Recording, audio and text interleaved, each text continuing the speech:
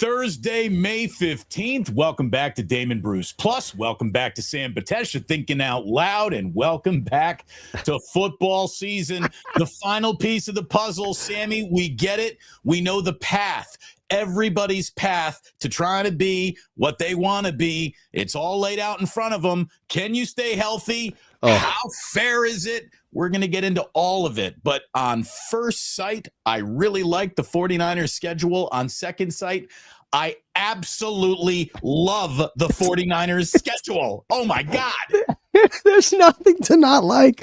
And we've been teasing this. I mean, forget about the fact that the league puts out May 14th and we all get a little excited knowing it's going to happen. But the fact that you and I and our friend Warren Sharp is the one who really teed us up to this, to the idea that the Niners, from a strength of schedule standpoint, before May 14th, we knew Niners are going to have the easiest schedule, the best looking schedule. And of course, the only thing that Wednesday night could have done is throw that off by maybe having less rest per se, or back-to-back travel, that seemed too ridiculous. Nothing took them off of that point as being the easiest. And I also want to point one other thing out, Damon, real quick, and I know we're going to dive heavy into this. Not only is this easiest based on 2024 results of opponents, this is also easiest, and for those that don't know it, just type in strength of schedule Warren Sharp. This is also easiest based on 2025 projected win totals for opponents. So this takes into account draft and off-season. Right. It's the best looking schedule coming into it based on last year's results, and it's the best looking schedule when you even factor in the offseason and all of your Vegas prognostications as to who's about to do what. The 49ers are looking good no matter how you look at it. They're looking good on body clock games. They're looking good, Sammy, because they are no passport needed to watch your San Francisco 49ers in 2025. It would have been fun to go on an international trip, but it's never good for the overall how a season plays out. So nobody the needs Niners that. Don't have to worry about that. There is not only is there no extreme rest disadvantage, there is an actual rest surplus. And then, of course, you got a last place schedule. There are no easy NFL games, but there are games that are harder than others. And this is full of those leaning to the easier side of football games. You're dealing with a first-year coach, a first-year quarterback, new faces and new places. Not a lot of pedigree when you look around it. I'm telling you, 8 of the 49ers' final 10 opponents are coming off a road game. The Thursday night game at SoFi gives the Niners plenty of time to make an East Coast trip out to Tampa. Following a season of minus 22 rest differential, they've got plus 9. They will be 9 days more rested than their opponents, and they face zero opponents coming off of a bye week. It doesn't even make sense. It does not even make sense. And the only negative is you're starting with 2 on the road. The only negative is that you're not playing your home game until week 3, which, by the way, I kind of love because it gets early road out of the way. It's sort of like now you're not going to deal with that late with having this sort of travel conundrum late in the season. Instead, you're getting it right out of the way. Yeah. I love that. Well, and did you mention the bye week? Did you mention the bye week yet? It's in 14, which is a little late, but you know what? For an older team, I don't mind it. Forget about an older team. How about a team going to the playoffs? Which we all expect looking at this schedule. A team going to the playoffs, that late bye week, if you're not the 1 seed, which they very well may not be, this is a glorious thing. This is setting you up for 2 crucial games. Either you've got things locked up in the division and you're resting again, awesome. Or you need that positioning. These games are going to matter. You're going to rest late. Imagine if Saquon could have rested week 14. He may have broken Eric Dickerson's record. Yeah. Imagine that. So it just exactly. So I love the late bye also. I'm going to just say this. There's only one thing I don't like about it, and it's not that you're starting with 2 on the road. It's that you start with a division opponent. I don't think any NFL team should open with a division opponent. You should get your sea legs underneath you before you get pushed out into the water. Okay. So, that's it. But that's a small complaint. And that's it. 2 of their first 3 are against the division opponent. So a good start. And I see a 4-0 start. I do. I'm looking at it. I'm looking at it right now. I heard that yesterday. And I think a lot of people are saying like the Seattle thing is, like that could spell an issue potentially. We just don't know enough about Seattle. I like 3-1, 4-0. I'll say 3-0, 4-0. I don't. It doesn't need to be 4-0, but 3-1 and 4-0 seems almost impossible not to be. If every time I predict 4-0, I get a 3-1, I'm still going to the playoffs. So it's again. Remember, you and I spent a lot of time with the early Gruden with his first stint with the Raiders. That's when I first heard about. We look at the season in 4 quarters, back when there were 16 games, and you're taking each 4-game chunk, and so 3-1. If you do that 4 times, guess what? You're looking like a division winner. I love the 49ers schedule. They got to be loving it too. And what is amazing, Sam, you and I are in the bitching about sports business and have been in for about 2 decades, 3 decades. You and I put together, we've been dealing with people who talk about sports in some fashion, way, shape, or form in our lives. What is amazing to me, because I can predict a news cycle, I can predict a reaction cycle. I am stunned that there isn't a voluminous anger at how easy this might be for the 49ers just based on the schedule. I mean, it's so cushy that I'm surprised it's not a topic on other shows, because the 49ers do not fly under the radar. The 49ers, are a crown jewel of this league, and 1 6-10 season seems to have them on, page 3. If you're selling me right now an under the radar 49ers season, that's another great part of the schedule. Again, I watched all of I watched every second of what NFL Network did yesterday. And by the way, great job by Maurice Jones-Drew, Michael Robinson, Rich Eisen. I thought they handled it very well. They threw everything at us. The only thing I'll say is, I wish that NFL Network on this night simply did this. Every team's schedule, just go through and give me win and loss. Show me every team's schedule, because there's a lot of breaking it up into, hey, these are the primetime games and these are the international games. And I just think we're beyond that at this point. I think what fans want is just give me every team's schedule. Just show me what everybody's got. Show me what you kind of see as a path. And that's really all I need. So but they did an amazing job, and I was stunned, Damon. I was stunned at this. Guess what? Nothing about the Niners, nothing about the idea that the Niners had the easiest schedule. In fact, the only mention of the Niners might have been, hey, by the way, there's 4 teams that start with 2 games on the road, and the Niners were in that list. The Niners were not discussed, and I was absolutely blown away, because if you show up as easiest, if you're a team that's been in the Super Bowl over the last 5 years and you show up with the easiest schedule, I'm sorry, that's a conversation. That's a conversation. Now, I do want to point out one thing, Damon. Let's go through this, because I want people to understand what last place, first place schedule means. Okay, throw up the Niners schedule again. So what you've got is every team. You have to understand, last place, first place. This doesn't mean that through 17 games you're sort of playing a lesser opponent. There's only 3 games on the schedule this applies to. Okay. So in other words, you're playing your divisional opponents. That's 6 games for everybody, right? You're playing another NFC division. That's 4 games. You're playing another AFC division. That's another 4 games. You've got 14 games that are even with anyone who's in your division, essentially. All right. Right. The last place, first place applies to this. You play the other 2 NFC conferences, the other 2 NFC divisions. In other words, the one you're not matched up with. So in this case, NFC South. So now you're talking about NFC East and NFC North. You're talking about last place from those, and then you've got 1 alternate rotating AFC division, and you've got last place there. So what this comes down to is, if you're looking at what the last place, the linchpin in this, the difference here between Rams and Niners schedules comes down to very simply this. The Browns game could have otherwise been a Ravens game. Right. The Bears game could have otherwise been a Lions game. And the Giants game otherwise could have been an Eagles game. Yeah. So it's those 3 that you got to look at. Those are the 3 that take this from being, wow, had the Niners come off of a great season, that's what they could have been looking at. And instead, they're looking at Giants and Bears, that and Browns. That is the gift that the last place finish gives you, but it's only 3 games. Remember that this is not applying to every game. This is just, it's those 3 that it's going to apply to. So just remember that. Big difference. I mean, when you're thinking it is. The 49ers are chasing the Rams or vice versa. It feels like that's the way the division's going to play out. Maybe Seattle has something to say. Arizona, You're adorable. Um, I so agree with that, but by the way. they are better. I mean, they are better, but it's Arizona. So we will continue to dismiss them until they give us a reason to not. I'm so with you on that. And I also just want to say one other thing about this schedule.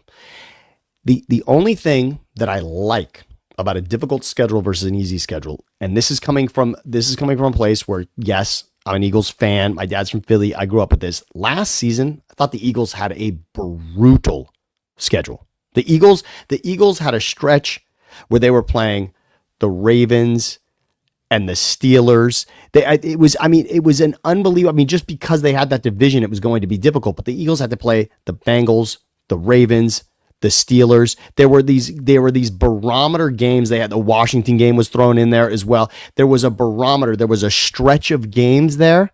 But what it did, it proved to us what the Eagles were. In other words, that then set the bar for, this team could do anything.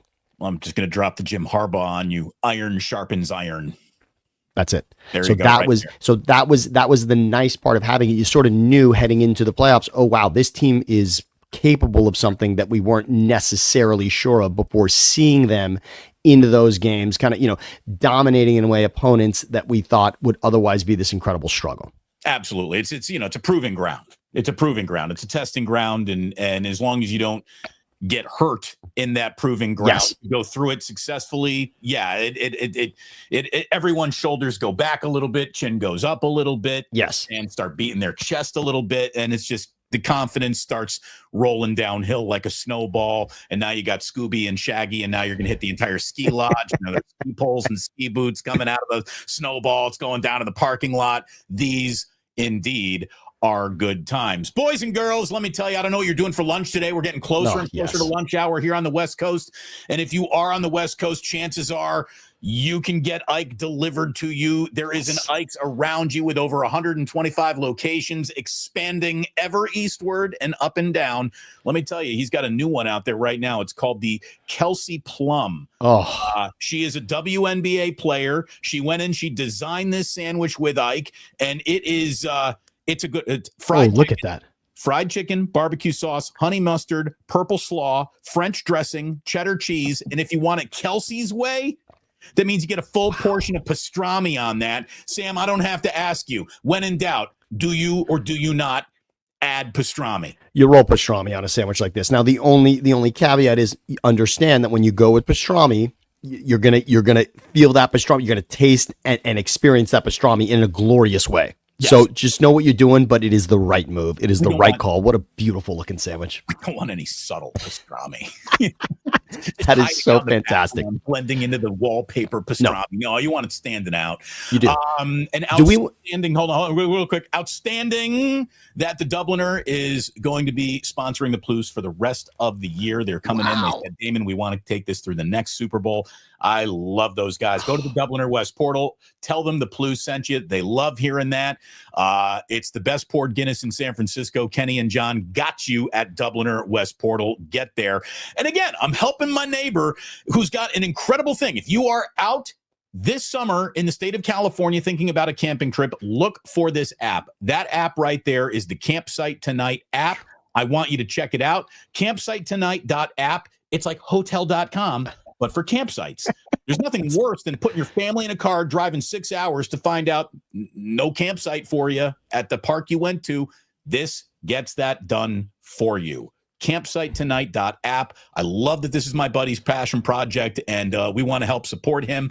So please download it, whether you plan on using it or not. He's just wanting this thing downloaded on a lot of phones.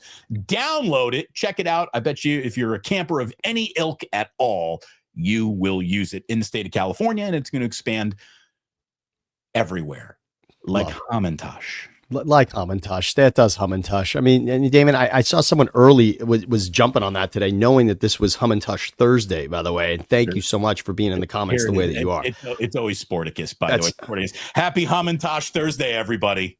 It's so great. Stetas Hamantash. If you don't know what it is, it's a glorious cookie with shortbread and a beautiful fruit filling there. That's just, I mean, like those shortbread cookies from Pepperidge Farm. She does her own version. Stetas Kitchen, Stetas Hamantash. You got to know, you got to get your hands on that, and you are going to love this cookie. Steta, my Aunt Marlene, congrats to her, and thank her for being a huge part of this. Get it done, folks. Get it done. Support us. Thank you for watching. Hit like and subscribe. Thumbs up on both channels. Go give Sammy a thumbs up over on Thinking Out Loud with Sam and Siciliano. Give me a thumbs up here on the Plus. Memberships available. Merch is available. All the good stuff. Thank you for being here once again. We totally appreciate it. There's only one element of this 49er schedule that might actually rub 49er fans the wrong way. This is not the best schedule based on bye week alone for you to pick up a 49er on your fantasy football team, because most fantasy football playoffs start week 14. And that's when the Niners got their bye week. So it's rough. Okay. You know, that's going to be a little rough on those of you who are fantasy inclined. And I know many of you are. I saw Warren Sharp said week 14 bye weeks hit hard in fantasy football. The 49ers, Patriots, Panthers, and Giants will all be out, meaning that's no McCaffrey, no Kittle, no Ayuk, no Purdy, no Stevenson, no Drake May, no Malik Neighbors, right when the fantasy playoffs start. But again, that is pretend football. We cover real football. Yes, we do. Now we get excited. I mean, there's plenty. Yes, of course. I mean, fantasy football is something you and I both are not a stranger to.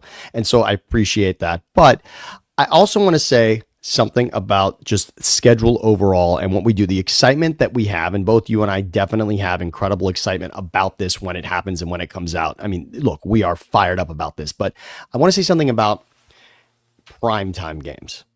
Okay, this idea of primetime. And I used to say it about Kirk Cousins because, you know, we're following the statistics about whether somebody can win in primetime and, someone has more primetime games than another. Right. Kirk Cousins had a terrible record in the evening. Okay. What does primetime mean? Standalone is what. Okay, so let's just understand what the term means. All right, I want people to understand. Primetime seems to like everyone's like, ooh, the Chiefs have the most, and the Eagles and the Cowboys and the Commanders, they've got the second most. Okay, first of all, but not all. Look at it this way: all primetime games are standalone games, but not all standalone games are primetime games. Okay. Yes. Exactly. Bourbon. All bourbon is whiskey, but not all whiskey is bourbon. Exactly. In other words, you've got your international games. Okay. Now, obviously, you know, that sort of Friday night on the opener. Exactly. Yes. Correct. Black Friday is now an NFL date. But I want to say this. Okay. First of all, the international games, those are earlier than anything else on a Sunday. Okay. So that's a standalone game. You can be like, ooh, exciting. My team's in that. But okay, that doesn't make it a more significant game. My overall point on this is nice every breakfast on the West Coast. I love waking up to an international game, put the coffee on, get the pancakes going. The boys aren't out of bed yet. It's great. Look, anytime it can feel like March Madness is opening weekend on an NFL Sunday, I'm all for it. And again, to get your NFL Sunday from 3 windows to 4 windows, I used to not like it. Now I love it. I absolutely love the international for that. I don't even consider it the international. I just consider it the early. It's just the early, much like we used to love Hawaii games on Saturdays, because that would mean then you got that late window of a game that you're interested in that's happening on Hawaii time. The early London, Dublin, etc., all that we're getting, Brazil that we're going to get this season. Thank you for that. I also have one thing to say about Thursday Night Football, and this is not going to rub a lot of people the right way. I don't think. I love what Amazon does, and I think Thursday Night Football has become an outstanding product. And the games overall, I think went from what was once, those games sort of felt like maybe they weren't the best of the season. Like, let's get a nice standalone game that isn't going to be a showcase on Sunday. Right. Kind of would just blend into a Sunday schedule. So right. One place where you're guaranteed to, you got no choice. If you want to watch football, here it is. Right. And now you can tell those games, there's a little more thought. And I'm sure it's because Amazon's saying, hey, what about us? And we got Al Michaels here. Like, let's make it special. And it certainly feels like that more often than not. But my hot take is this. I loved the sanctity and the sacred nature of football on Sunday. And I enjoyed that you sort of had this one, like, let's chase our bets. Let's lick our wounds on Monday Night Football. Let's have that one day. Yes. Thursday is it is sort of such an assault on anything else that you want to do with yourself during football season. It just becomes it's like this assignment that is early every week. And maybe my brain started from a fantasy football standpoint where there was the first couple of years that it was happening. You're like, oh fuck, I forgot Thursday. Like I got somebody on my bench that I shouldn't. Wednesday night, because right. I forgot about it on Thursday morning, and right. It does. The week jumps on you. It's a lot. I used to enjoy the idea that on Monday after that game, you knew, okay, exhale, I'm into, I got my Sunday's going to have everything. I got that one carryover on Monday. More football's a good thing. Don't get me wrong here. More football's a good thing for all of us, but Thursday it's just like the heart beats that much faster throughout the season. Every week now outside of week one, you've got Thursday. And so it's a lot. It is a lot. And when I look at when the schedule comes out and I'm looking at everything and then all the Thursday games, it just feels like, wow, am I even prepared for this? And I just I like Saturday so much more.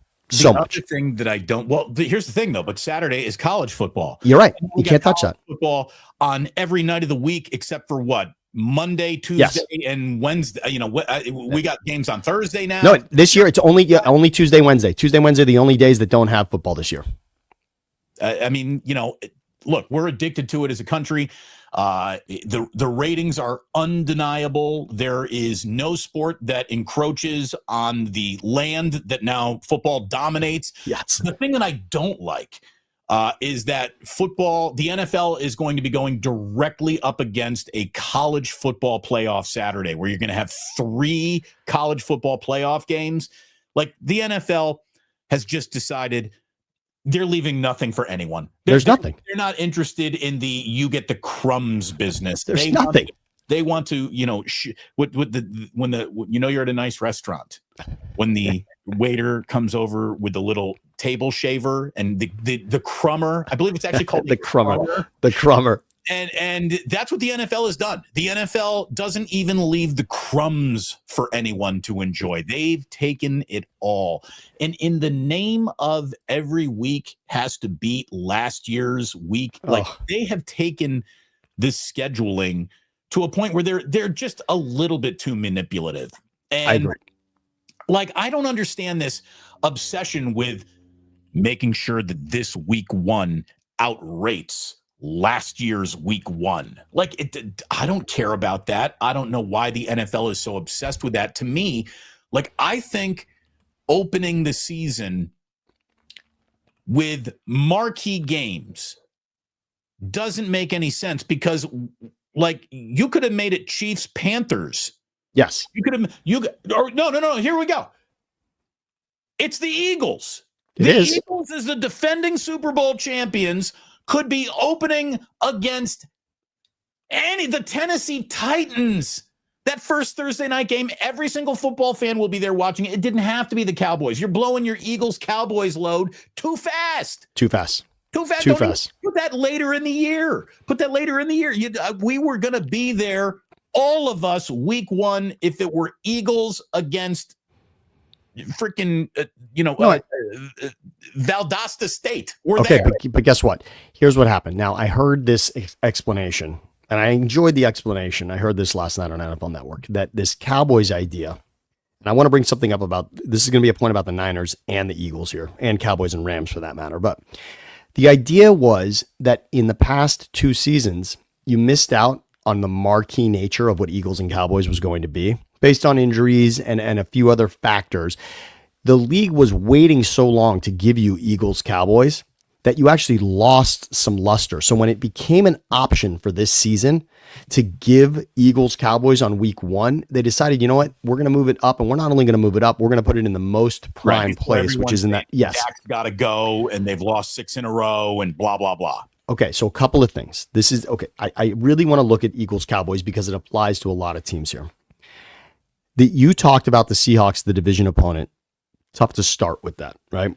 And you're right. It's such an important game. Having it week one, in a way, it's like, okay, you have no chance to find out what your team is. This is gonna put you potentially 2 games back in the division if you lose it. These are swing games that matter so much. I say before, and not only before, but during every Eagles season. Now, this is the first time in 25 years that Eagles and Cowboys have been a week 1 matchup. This is only going to be the 4th time ever the Eagles-Cowboys open up for week 1. Right. So every season, my family in Philly starts texting about how excited they are about how the Eagles season is going. And a couple of seasons, we're getting to week 9, week 10, where they haven't played the Cowboys. And I always say this, I am pumping the brakes and holding back my true opinion of this Eagles team for this season until the barometer of the first Cowboys game. And this season it'll be interesting because it's happening week 1. So you're going to know a lot more than you would on a traditional week 1 because now you're up against what tends to be the barometer in your division. Same goes for the Niners and the Rams. That is where those two teams judge each other based on that game, because your first hurdle, every coach will tell you, is winning the division, right? Our path to wherever we want to go is within this division.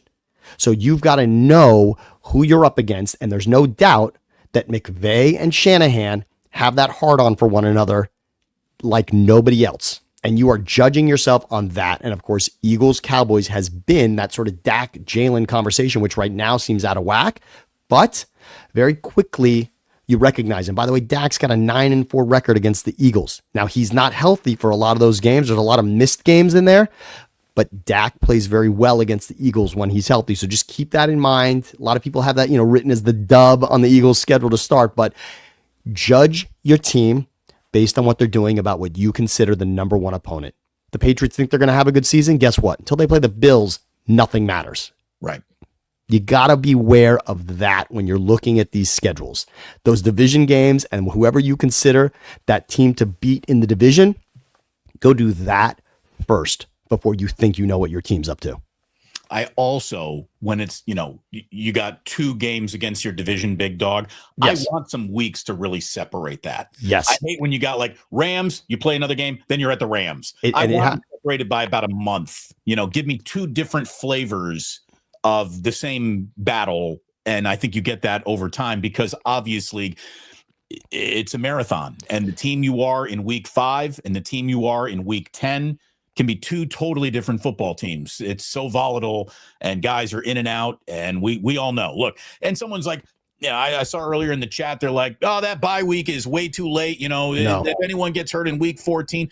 Well, yeah, I guess that is a way to look at it. But there's the other half of that glass, which means, God, what if nobody got hurt until a little bit later? Right. What if your most important player got hurt after your bye week? Then you're just kind of screwed there. So, I don't think you can ever look at a football's schedule or a bye week and really be like, well, what if they get hurt? Everybody gets hurt. Like you just can't you can't even factor it in. Now, obviously, who's out there in any given game is going to predict how this game's going to go, but injuries are such an ever-present thing to worry about them.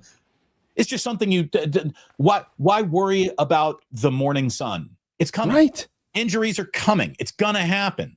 Hopefully it isn't so overwhelming it derails your season. It was a big part of why the 49ers again went 6-11 last year. I mean, I'm just looking at the schedule, Sammy. I do see 10 wins. Let's put it up. Let's put it up and do that. I want to count them off. Here's why I want to do it, because it's a follow-up to what we discussed last week, Damon. We looked at you were concerned with the fact that you said Colin Cowherd decided the Niners were not a playoff team, right? He was already sort of on board with that idea. And I said, like, look, you can say that is a young defensive line. They didn't really improve their offensive line, but here's what they do have going for them. Robert Saleh's back in the room. They will have something other than the worst special teams in all of football. There's nowhere to go but up in that category. Yes. You have first, like official, it's year 3 for Brock Purdy as the guy with the job. You have, I think, Shanahan hopefully reinvigorated as a coach, knowing that, the league's onto him a little bit, so he needs to evolve a little bit. I hope you have all of that. You have this schedule. And to me, there's no reason to be down on the 49ers. None. Other than you just want to be like, I want to be the first to say that they were bad. And then if they are, I can tell everyone I was right.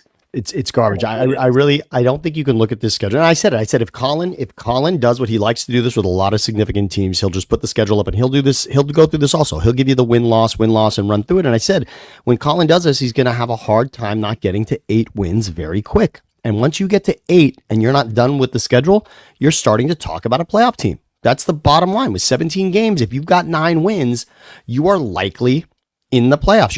You're in contention in week 18. Yeah. And I just don't know that there's a way to look at this schedule without giving the Niners 9 wins ahead of their final week. Let me just here's the deal. So let's just say 4-0 start. Now you said, Damon, that's too rosy. I don't like it. Go ahead and argue with me if you want. 4-0 start, first loss of the year is that Thursday nighter against the Rams. Second loss of the year is the cross-country tip to Tampa Bay. They will lose both those games, so now you're 4-2. Come home, beat the Falcons on Monday Night Football. You're 5-2. Go to Houston. Guess what? I think they win that game. They're 6-2, but you want to call it a loss? Fine, I'll give it to you. Let's call them out. 6-3. Giants win. Home to the Rams. You got to win that one. They will split with the Cardinals. So let's chalk that up to a loss against the Phoenix Cardinals. You're beating the Panthers. I'll even give you a loss against the Cleveland Browns. You got to buy. There you go. And then I think you finish 4-0. I think you start 4-0 and you finish 4-0 with a little bit of traffic in the middle. Either way, we're at bare minimum 8 wins. And again, I see. I can't find 7 losses sight unseen. I can't. No, here's the problem. Go ahead and give them a split in the division. Give them 3-3 in the division. I mean, even if you, again, lose to the Seahawks, the Cardinals, and the Rams one time. That's okay. Go ahead and split it up. And again, that means, okay, so if you're giving them 4-0 to start, fine. Maybe the Seattle game later is a loss. But if you go through it, I think you're right. If you say September 7th, Seattle's a win. The Saints right now don't have a quarterback.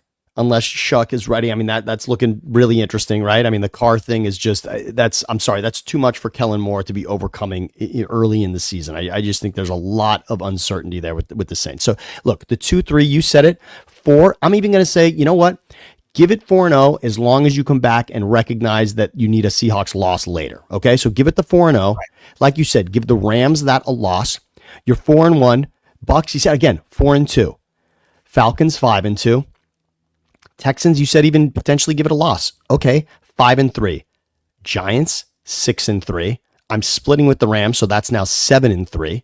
Give that Cardinals a loss, 7-4. Panthers, 8-4. Browns, you said even give it a loss, 8-5. Okay, Titans, 9-5. Then you've got 10-5 Colts, 11-5 Bears, and because we said a win and loss with the Seahawks, you're looking at 11-6.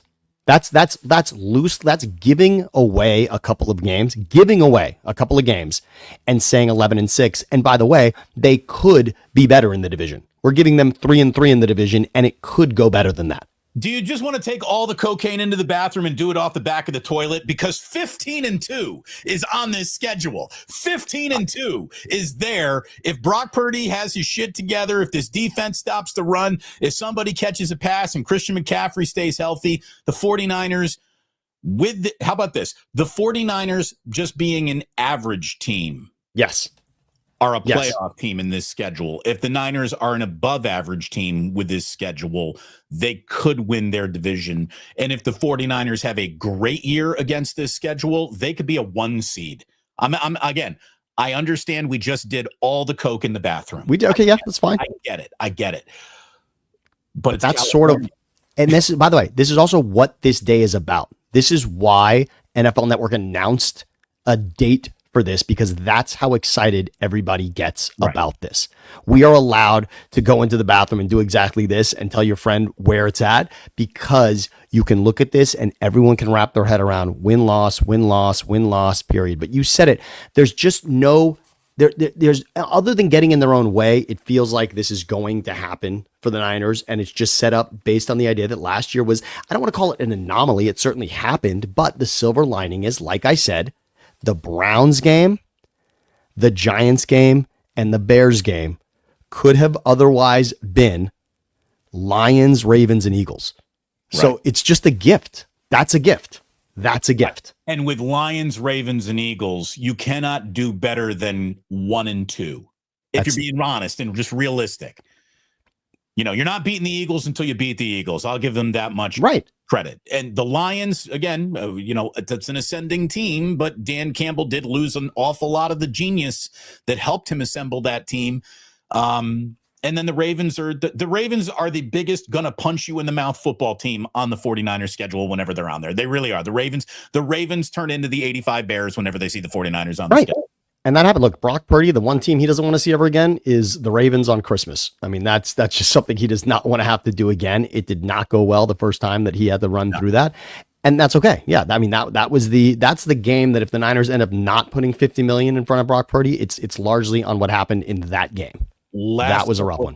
Last couple of thoughts on the schedule, because there are a couple of other things that we got to get to here. Yes.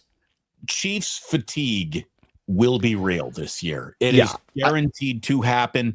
We'll be happy to see them week 1 in Brazil against the Clippers, but then, excuse me, I love Chargers. That. I love that. No, that's so good. That's such a proper analogy. Is that a sports Freudian slip? That was such a perfect Freudian slip, though. I mean, it is brilliant. The Chiefs are the first team in NFL history to get 5 primetime games in the first 8 weeks of the year. So in the first half of the season, the Chiefs are going to be pounded down our throat like a musket gets its bullet pounded down its muzzle. We got, again, Chiefs, Chargers, Brazil. It's week 1. It's a Friday. Again, everyone go into the bathroom. It's on the back of the toilet. You're going to be happy to see, you know what I mean? It's everyone. Yes. Then New York Giants Sunday Night Football. That game is going to be turned off at halftime. It's going to be terrible. At Jacksonville Monday Night Football. You might be turning that thing off at halftime. Detroit Sunday Night Football. It's a nice one. Okay, there you go. Washington Week 8 Monday Night Football. Ooh, okay. Well, that's pretty good. And then they're also playing on Thanksgiving and on Christmas. Let's look at this. I don't mind when okay. I said this last season. This is Rams. I just wanted to quickly. This was the Rams schedule. Save it for a moment. I'm going to make this point about the Chiefs, and then I do want to come back and look at the Rams schedule. Okay, and then so the Chiefs. I said it last season. I was rooting for 17-0 for the Chiefs, and it's because I don't waste time on the Chiefs losing to any team other than the one that I am diehard for. So that meant if the Chiefs made it to the Super Bowl, which of course they did, I wanted the Eagles to knock off a perfect team. And if the Chiefs are going to win the Super Bowl, I'd rather them be known in our lifetime as the greatest team we ever saw, hands down, no argument, period, end it. And Mahomes did it. He got 3 in a row, including this perfect run that even Tom Brady could not complete. That's what I root for. I want greatness to be on that level. How exciting. The Eagles winning the Super Bowl 40-22 was not exciting to the world because they won just 40-22. It's because of who was on the other side. Right. The opponent being at that level. And of course, had they been undefeated, it would even be at that next level. So here's what I don't fatigue on. I don't fatigue on the Chiefs winning. If the Chiefs end up being mediocre, then yes, I'm going to have fatigue. If the Chiefs are still the best team in the AFC and up for best team in the NFL, which likely they will be if Reed and Mahomes are there. Right. If you're telling me you get a pinball machine every single time they're on television, well, okay, I'll take the Okay, I get it, but I'm even okay with, look, you have to admit that the Broncos-Chiefs game, the first one from last season, I don't know that any of us were play for play on that game. It wasn't a standalone, and all of a sudden you realized at the end of the game, oh, the Broncos could win this game. They're up, and then, of course, they're lining up for the field goal to win it, and yes, it gets blocked. Right. But that's exciting. The world now is interested that the Chiefs could lose a game, and that's why having the Chiefs in that place is still, and even though the Eagles won the Super Bowl, nobody's thinking about the Eagles, and no one's going to bed having nightmares other than maybe the Giants having nightmares about the Eagles. It's still the Chiefs. You come into a new season and it's still, wow, the Chiefs. So they're going to benefit from the reps. There's all of that people are still thinking about. And of course, and Mahomes is, look, our friend Aaron Larsoul calls him the boogeyman. Like, he just does things, right? Mahomes just does things that you don't see other quarterbacks doing at the end of these games. And that makes it exciting. I also thought the fact that they were playing in 1-score games and winning them last season, that's more interesting. Sure, I'm okay. In any football game I'm watching that I have no rooting interest in, make it a tight game. Yeah. Yes, of course. But and if you and I can agree that Mahomes is the best quarterback in the league, which I don't think Right? We're not getting off of that, are we? About that, that's for sure. Okay. You're going to give me the best quarterback 7 times, on quote unquote primetime, fine. But also, you and I are sophisticated enough fans, and most people out there are. Every NFL game, as far as I'm concerned, is a primetime game. You're playing in the number 1 league in the world. You're playing at the worst, what you've got 6 other games simultaneously happening at the time that you are, and every single game feels like a March Madness NCAA tournament game because there's only 17 of them.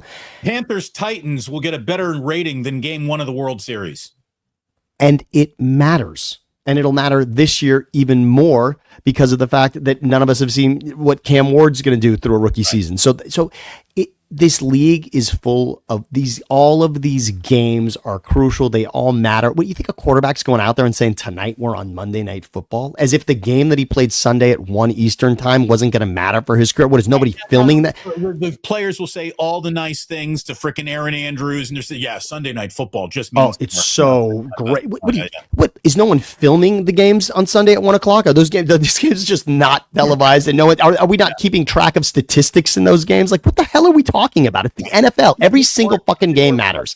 More excited or less excited if the win or loss comes when the sun is down?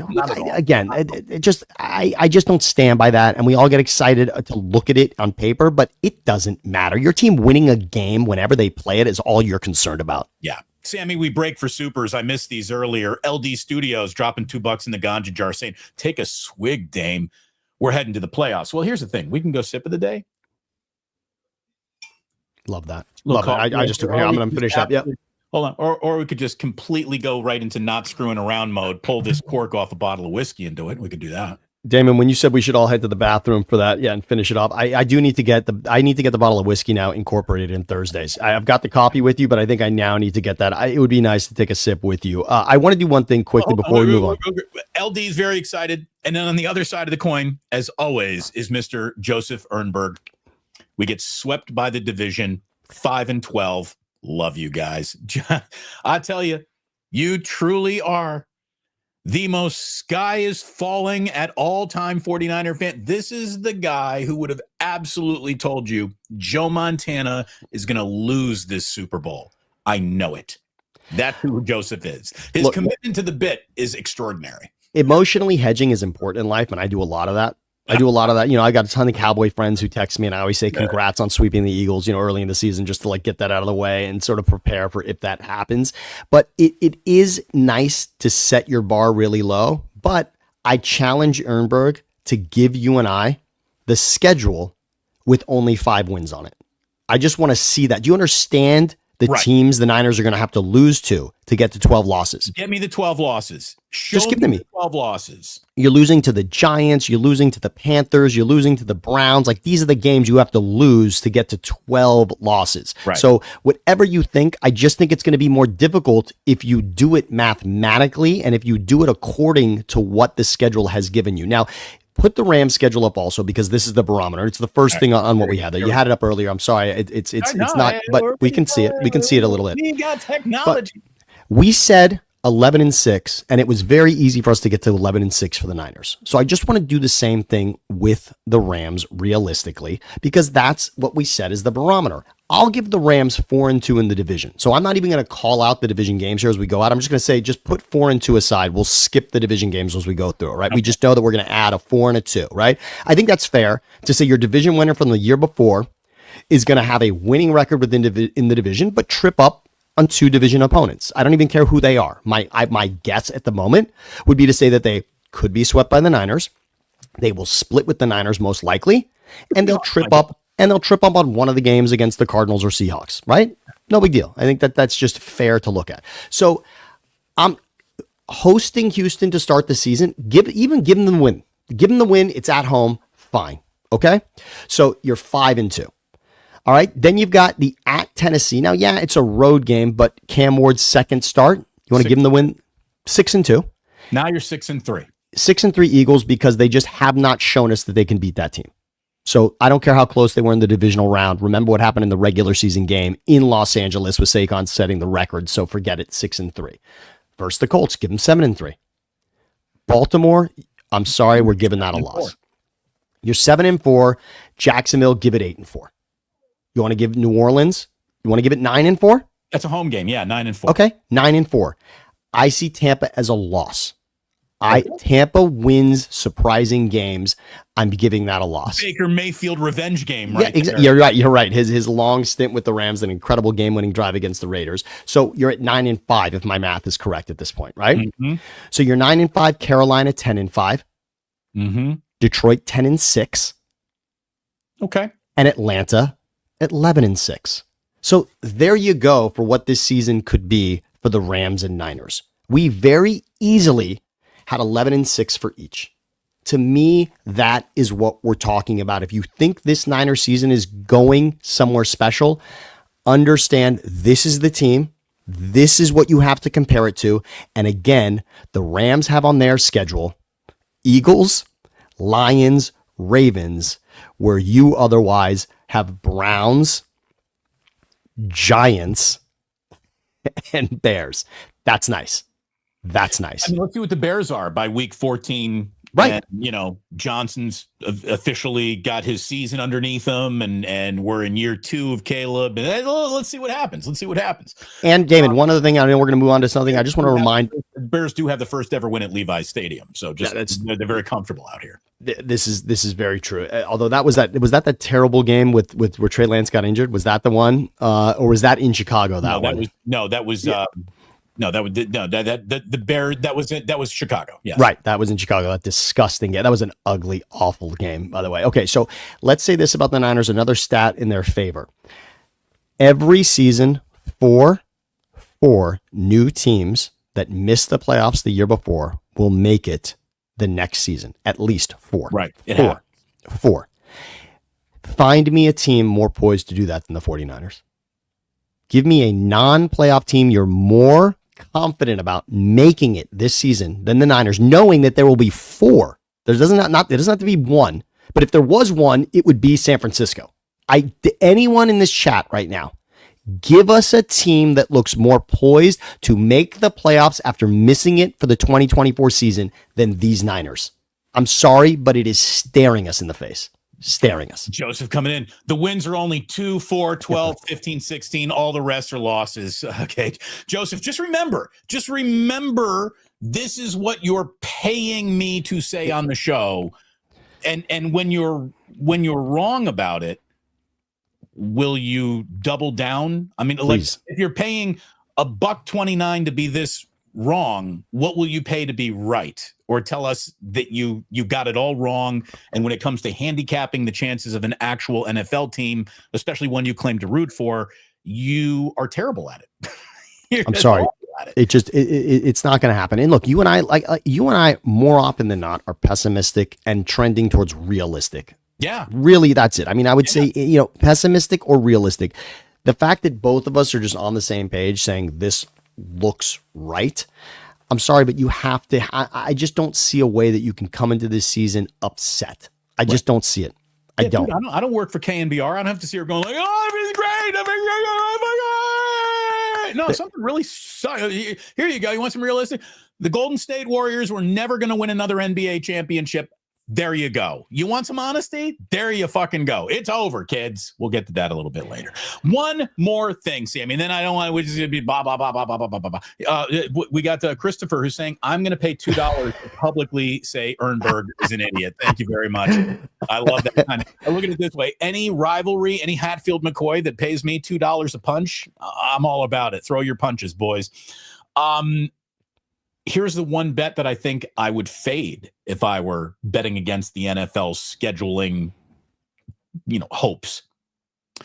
They've got the Commanders and Jaden Daniels with 8 standalone games, tying Kansas City for the most. The Commanders haven't had this much attention since Daniel Snyder gave everybody in his front office permission to pinch the asses of cheerleaders, and they had to go investigate that. Like this is the most amount of attention this franchise has received. And I do think that they will buckle under that a little. And Jaden Daniels, because progress is not a linear upwards climb, is going to be this year's CJ Stroud. I think he comes back down to earth. I think the Commanders come back down to earth a little bit. Not to the point where I would say if you wanted to bet on a team that was in the playoffs last year to miss the playoffs. But you do have to find some. You do have to find some. Of those too. There's always a few of those too. I would say the Commanders are candidates for that. Absolutely. Watch Jaden Daniels feel what an entire year of tape does to your NFL success. Offensive rookie of the year, right? So this is just, there's nobody that's taken by surprise as to how prepared Jaden Daniels is week in and week out, or how cool he is on the sideline. The other thing you didn't mention, and I know there's a lot of hype behind these two words, but Dallas Cowboys. Remember that the Cowboys, right behind the Niners, were essentially the season flushed down the toilet due to factors a little bit out of our control. The Cowboys, with Dak being injured, are just an entirely different team. I'm sorry, whatever you think of Dak, whatever you've seen, and obviously Dak played awful against the Niners a couple of times. We understand that. But Dak is putting his team in position to win more games than he is not. That is just the, for whatever you think of him, that is the frank reality of what Dak Prescott does for the Cowboys. If he is healthy, to your Jaden Daniels point, this is an entirely different division. This division is not about only the Eagles and the Commanders. I'm not ready to say the Giants. We love the Giants draft. I'm not ready to say they're quite there to be challenging for this division yet. But go look at the odds in Vegas. The Cowboys are a real threat in this division, and it is not a two-horse race. I just want that to be said because the Cowboys will surprise you and win a couple of games you're not expecting. Now, of course, they also love to lose a couple of games that you're not expecting either, but the Cowboys will play a factor in this division. Right. They're not dead on arrival. No way. They won't be. By the way, some of these scheduled release videos are officially dead on arrival. Some of them are officially clever. Everyone is chasing Tennessee Titans from 2023 with their on the street, can't identify which team this is video. The Atlanta Falcons changing their official Twitter handle to the Red Stallions is also one of the greatest responses to another team's schedule release that will ever happen. That's the zenith of schedule release. It's only downhill from there. You're not going to get better than Empire Strikes Back anywhere in the Star Wars universe. There's never been a greater tip of the cap to what another team did than that. Oh, totally. To say what you gave us in social media is worth our own handle now. There will never be a greater bow to us for what we did. I will also say release videos, and this one I'm torn on. What the Buffalo Bills did with the bit about having AI release their schedule, and then they had Allen Iverson essentially give the schedule. I love what it was, but then as an Eagles fan, I hate that the Eagles social media department wasn't the one that gave us that. That's all. So major hat tip to the Bills. That was an awesome job. The Chargers, once again, and they've done great anime things in the past. They did the Minecraft thing. All I can tell you is that Jack, even though he hasn't played Minecraft, he's too young for it. All of the kids at school talk about it. So he really likes Minecraft, even though he does not play Minecraft. I showed him that, and he loved it. The Colts had to pull theirs down. They didn't, I guess, get permission from Minecraft, number one. Number two, they did something insensitive to a Tyreek Hill, I'll give him credit for this. He was like, you shouldn't have taken it down on my part. I thought it was funny. Right. I saw that on social media. So, the Colts are already in mid-season form by having to pull down their own schedule release. The 49ers went with like an Oregon Trail theme. Nobody dies of diphtheria in this version of the game. So, the Niners, again, a little too long, a little bit too much preamble, a little bit too much setup. Like, you got to get to it, man. Sure. My attention span is going to be like, man walks into warehouse, man walks into Cajun warehouse, man pulls off thing on warehouse. Let's go. We got 4 seconds to hook people. We have such short attention span. Yes, very creative. And also the Eagles, I thought, was a little too. I like the humble approach, and this was not a humble approach. The Eagles essentially showed the Lombardi and then gave the schedule as credits at the end of a movie, like also starring these teams. Okay. So I like the humble approach. I don't love the we're on top. I like pretending it's a brand new season. By the way, when Rob C-Note comes in with a fitty spot saying 49ers 20-1, and I'm donating for Sammy's Blackened. There you go. Sammy, he wants to send you the bottle of Blackened. Please. Yes. By the I'm way, so in on that. Metallica's whiskey. Metallica playing Enter Sandman at Lane Stadium. Have you seen that? Dude, Oh. you want to talk about bouncing? That place went nuts. And by the way, I sent, if I didn't send it to you last week, I meant to because I knew we'd have an opinion about this. I was only going to say, so the Entering Sandman Vatek was incredible live, but I was going to ask you and those in the comments, what will Enter Sandman be to you from a sports perspective? Or frankly, you can go anywhere with it, but I mean, it will be Mariano for me. Right, it's got to be Mariano Rivera to me. I love what Virginia Tech did, the live rendition, of course, but it's burned in as Rivera to me. It's sort of it's sort of like it's like a retired number for me. Right, it's like no one can come in to smoke on the water but Rob Nen. I will say this: the thing that I now remember most about Mariano Rivera's career is when Major League Baseball Network was announcing that he was a Hall of Famer, and somebody said, "Enter Sandman." It's like that is as burned into my brain as the Omar Vizquel Broadway is dark tonight. Like that is glorious. Do you remember that? That is glorious. Tonight. That is so good. That is so good, Damon. What a reference. Okay. For any other Thursday show we have done together, Sammy, it might have been our lead story because this just shows you, God bless the wealthy. They can print their own money whenever they need it. And for now, it might not even be true at the end of this sentence because these things change so quickly. But for the day, the hour, the moment, the San Francisco 49ers are the most valuable sports franchise in the world. Because again, you don't know what you're worth until you actually sell it, or in their case, a bit of it. 49ers owner Jed York has agreed to sell 6% of the franchise to 3 Bay Area families at a valuation of $8.5 billion. That means the 49ers are going to raise over $500 million from a 6% sell-off, something that they will never notice. Will you ever notice that 6% of your peas are no longer in your peas on your table? You won't even notice it. They won't even feel it.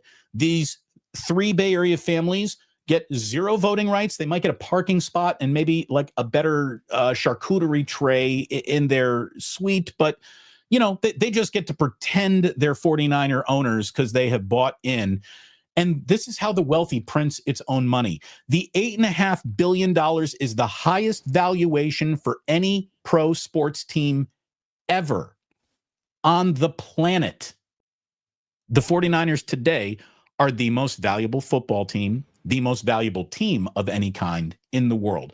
And I'm going to tell you right now that whatever the 49ers are worth, the Cowboys have to be at worth $2 billion more than that. The most surprising part of this story is that I believe on this list are Eagles, Giants, was it the Commanders? Who else? The Niners now. I'm trying to think of the teams that have sold off these small percentages to get the reevaluation. I think the New York Giants just did a little of that right. too. The Giants did it, and the Eagles did it, and the Niners did it, and I think there's one other team that has done this. And I think it was, the Commanders obviously were actually sold, so we know that was a fairly new valuation on them. How has Jerry Jones not sold 1% of the Cowboys to somebody to simply re-up the number? I just feel like now we're in an arms race and Jerry's going to want that. And that will be the next one of these that we read, is to put the Cowboys at 10 billion, which by the way, that'll be an amazing number to see, but it will be 10 billion. Well, here's the thing. It will be 10 billion. Not only do you get the Cowboys, the brand, the uniforms, you get the stadium, and then you get the Star, their practice facility, which is the size of a Division III college campus with as many buildings, if not more, than that college campus would have. Their practice arena is a 10,000 seat stadium. It's so good. It's just so good. I mean, look, think about today's the PGA Championship. The Warriors season ended. I mean, look at this has been the easiest hour we've ever spent talking to one another is about games that aren't happening for 3 months in a league that had its Super Bowl 2 months ago, 3 months ago. I mean, this is hilarious that this league is at that level where people are already talking about how their team will finish the next season. That's where we're at. That's how ahead of the curve this is. And here's the best part. Remember what the schedule release is. I used to be so confused by the idea that there was hype behind the schedule release. Didn't we know the opponents? Didn't we know? We knew the road. You knew your team was playing and who they were playing. And how it's, who's your back-to-backs, where's your bye week, all this. It does matter. Like, to me, the people who want to crap all over the NFL schedule release is insignificant, but just smell as many mock draft farts as they possibly can for, let's do hour-long breakdowns of guys who won't even get drafted in this league. And it's all instantly disposable. You get something on schedule release day that is not only not disposable, it's literally something you're going to keep in your pocket for the next 6 months. Printable schedule is just, you have it. The magnet on the fridge, saved as a bookmark on your phone. It's it. You're already calling Ticketmaster to find out which game you can go to. Like, this league's just running laps around everybody else. Yeah. It's terrifying. By the way, SF Indigo says, I drive 10 hours a week to live at poverty level. So I'm so happy for the Yorks. They really earned it. Hey, class warfare, great again. Look at it this way. You've never had you've never been in a house nicer than Jed York's gazebo. That's the way they live. And by the way, Sammy, when they were handing out career paths, you and I both chose radio when we were in college. Freaking morons, the both of us. We should have gone into tech. Vinod Kholsa, the co-founder of Sun Microsystems, who's worth $8.1 billion, is the guy who bought the biggest chunk of the 49ers here in the 6%. Brian Dieter is a partner at Bessemer Venture Capital Partners in San Francisco, and Will Griffin is the founding partner of Iconic with a Q, sure, Growth in Palo Alto, California. So this is venture capital, huge investments. So of course they have identified the NFL as a wonderful, can't go wrong investment. What will be the vehicle through which the NFL loses value? I haven't found it. I can't see it. The only thing I could possibly imagine would be a gambling story that so negatively reflected upon the league. But even then, I'm going to file that under short memories, and you'll all be back week 1 next year.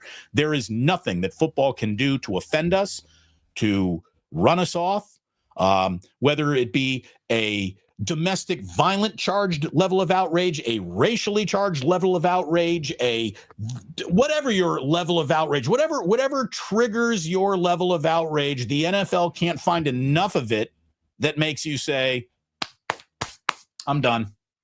There is no being done with football. Touchdowns for your fantasy league players, wins for your NFL franchise is just always going to trump what you actually feel in the world about it. And that's just that's who sports fans are at their core. And we hate to admit it. It's sort of a lowest common denominator way of thinking about the world, but we have this emotional stake in the outcome of a game for a particular team. We can't explain it. We've tried to do it with all of our wives. It is impossible to explain. There are wives who have to explain it to husbands as well. Yeah. There's a sickness. It really is. It's a sickness in your brain that tells you that serotonin levels are now changing based on the outcome of a game of men who don't know your name. I mean, that's just that's just so obscene. It is, but there's also a level of civic pride attached to it that I think is really good and healthy to have. There is the connection that, let's face it, there is a lot of fathers and sons and families who have trouble communicating around any subject but your shared interest in whatever franchise you have a shared interest in. There is a lot of sports obsession that is easy to identify as negative. We don't talk about some sports obsession and the positive that it really does in a lot of instances. There is way too much like a transference of success or failure from your team to you, and that is imaginary. That is only happening in your own brain. But look, if it makes you feel, again, I am all about whatever makes you feel better, whether that be an extra hour of sleep, your favorite TV show, religion, whatever you need to do to be the best version of you.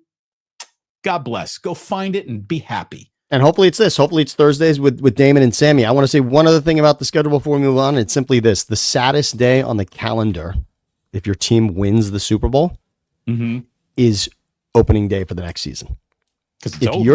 Here's what happens. You have this essentially, you have this mental masturbation that's happening for 6 months of you celebrating the last game your team won, the Super Bowl. And it ends when you have to play the Cowboys on that first Thursday of the season. It's over. You can win that game, and that's great, but you are no longer coming off of a 40-22 win against the back-to-back champion Chiefs at that moment. People get excited, call it banner night, all of that. It is the saddest day. It was the saddest day of the 2018 opener when the Eagles played the Falcons and raised the banner for what they did against Tom Brady in that Super Bowl with Nick Foles. And it will be the saddest for me. I hate to admit it, but that's it. Teams don't go back to back very often. We know they don't go back to back to back. Forget about the dynasties that you've watched. If your team wins a Super Bowl, consider that it may never happen again in your lifetime. And when that next season starts, it's on to the next thing. It's just, what have you done for me lately? It's horrible. It's horrible. Speaking of that, I guess that brings us to the Golden State Warriors. The only shelter that the Warriors can duck out of to avoid criticism is, like any NBA team, when your best player goes down, you're in a lot of trouble. And the Warriors, when that player is Steph Curry, James Harden, what did he famously once say? I am the system. No. Steph Curry is, though. Steph Curry is the system. And without him, the system does not work. And I think there are two ways to look at the Warriors going forward. You can go glass half full if you want. You can say, look, Curry, had he been healthy, I think they beat the Minnesota Timberwolves in this series. I think with a healthy Curry, the Golden State Warriors were in the Western Conference Finals. I have no big and bold predictions past that, by the way. But if you're in the conference finals, you, by definition, had a good year. Whether you want to be you win it all or you lose. If you want to go Ricky Bobby, your first, your last, if that's who you want to be, you go, my camera froze. Oh, it's great. At least you're giving me like a high five, though, in it. So I'm gonna match you on that. I'm gonna match you on the high five. What happened? And I'm gonna ask, by the way, I'm gonna tell everyone, for those that think that only winning it all matters, Joel Embiid and the Sixers never made it past the second round of the playoffs. Never. They were never in a conference final. The Sixers never got to say they were the fourth best team in the NBA with Joel Embiid. Joel Embiid, who likes to call himself a Hall of Famer. That never happened. So had the Warriors done it? Yes. And of course, LeBron and the Lakers were in the Western Conference Finals 2 seasons ago, got swept by the Nuggets. Yes, it wasn't pretty, but they were there, and that was a significant season. Had the Warriors beaten the Timberwolves, that would have been an incredible accomplishment.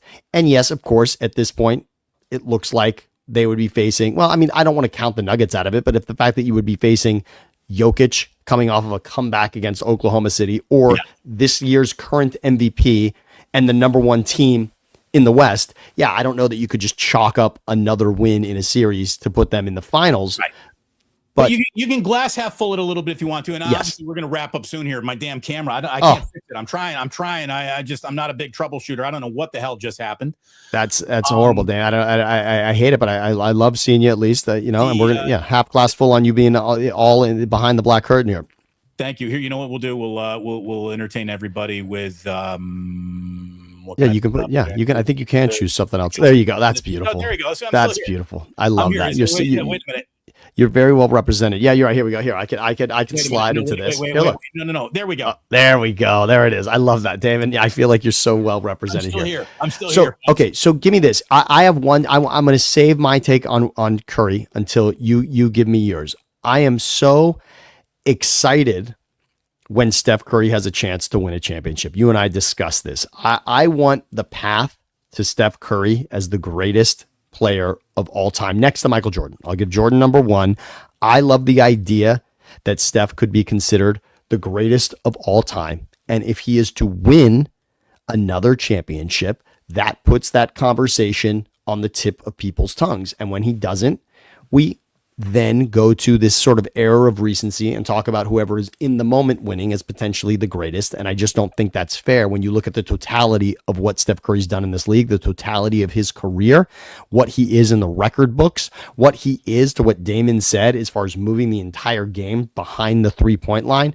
Steph Curry sets the bar on what this team does from a shooting standpoint. And that should always be remembered. And Damon, you and I texted about this when we knew Steph was going to be out even one game. This solidifies Steph. When you talk about valuable players in this league, I'm not talking about what SGA did this season, which he's clearly the MVP. I'm talking about when you are looking at value. On the court is one thing. Off the court is another way to immediately say, wow. It's pretty simple to see. With Steph Curry, the Warriors could have been in the Western Conference Finals. Without him, they're a fucking lottery team. Yeah, I mean, that's the difference that he makes to this franchise. Again, if you want a glass half full, you can. If you want a glass half empty, Steph is going to be 38 the next time it's the NBA playoffs. He just caught his first official old man injury. Yeah, this was an ugly one. 36. He's been unhealthy the last two postseasons, and now for some reason he's afraid to shoot both open and contested layups. And Draymond is 36 years old, still can't control his emotions, and even though he had a good year, his tank was empty when it mattered the most. It really was. So they're not getting any younger. The promise of Giannis comes with a trade package that I think if another team tries to put a better one together, it'll be easier to put a better package together than the Warriors really can. The Warriors are kind of snookered.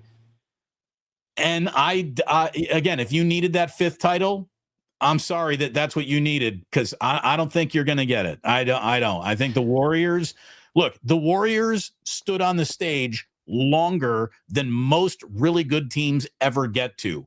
And the fact that it's still not enough for some people means that this franchise is so distorted. What you think is a normal NBA lifetime, you could thank him for that. You shouldn't be mad that it's over. I'm going to go full Vin Scully. Be happy that it happened at all.